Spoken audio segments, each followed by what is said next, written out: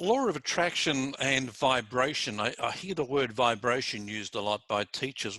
What does vibration actually mean?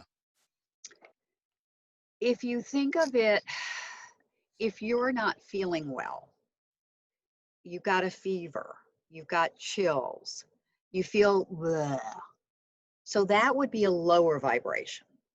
If you think about somebody's going on a date and they really are attracted to this person, their energy and their body is just all revved up. They feel like they're vibrating. So that's a higher frequency.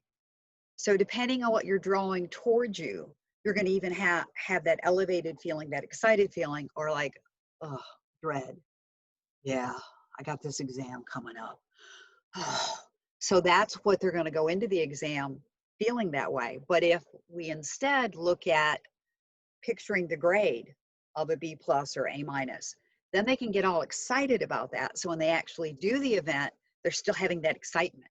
So it helps them to achieve what they wanted to achieve. Hmm.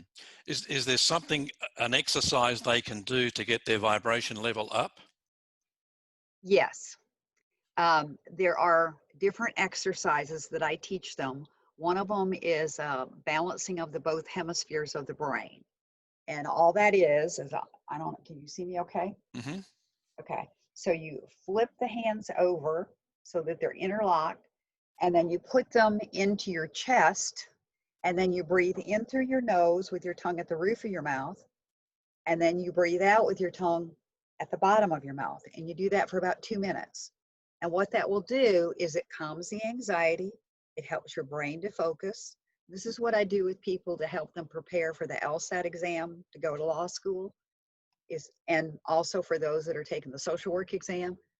This is how they calm down, their vibration is where it's supposed to be, and the roadblocks are cleared out so that they can move ahead without interruption.